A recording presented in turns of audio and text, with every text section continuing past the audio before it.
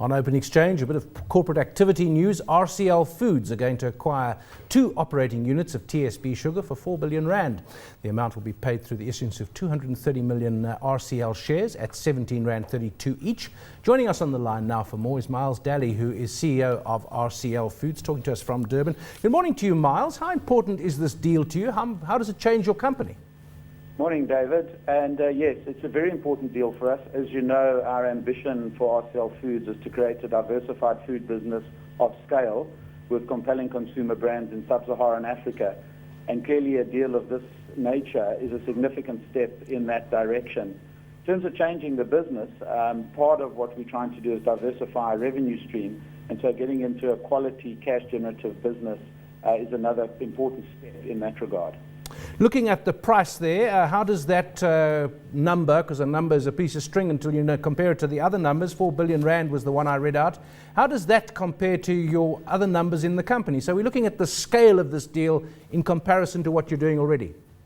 Well, our market cap prior to this transaction was 11 billion. So 4 billion onto the 11 billion is significant in terms of that regard. If you look at TSB's revenue as it was in Remgro's accounts at the end of June, they turned over 5 billion in revenue, and RCL Foods turned over 10 billion, although that only included 2 months of Food Corp. But whichever way you look at it, it's a significant number in our lives. Looking at the name of the company, Sugar, TSB Sugar, telling us it's in a particular industry which is battling at the moment. Poultry and sugar industries in South Africa crying for protection because of low world sugar prices, allegations of dumping, exporting below cost and that kind of thing. So is this a good time to be getting into a sugar business? There's no doubt that the sugar industry is suffering some similar challenges as the chicken industry, particularly in terms of dumping. But we do believe, as we believe with poultry, that the long-term future of sugar is a very good one.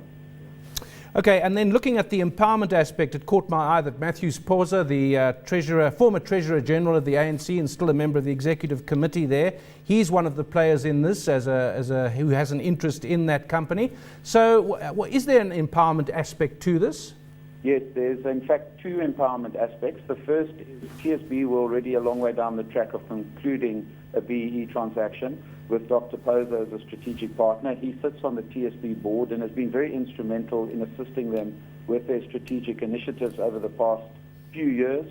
And we're very keen to continue with our association, and we will continue with the deal that they had put in place. So that's the first aspect.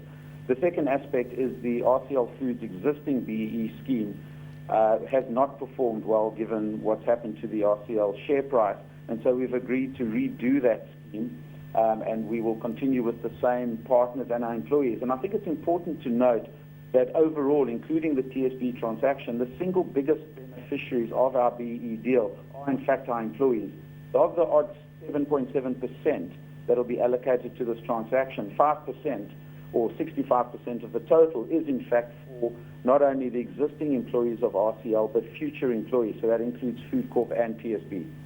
Thanks, Miles. That's Miles Daly, who is CEO of RCL Foods.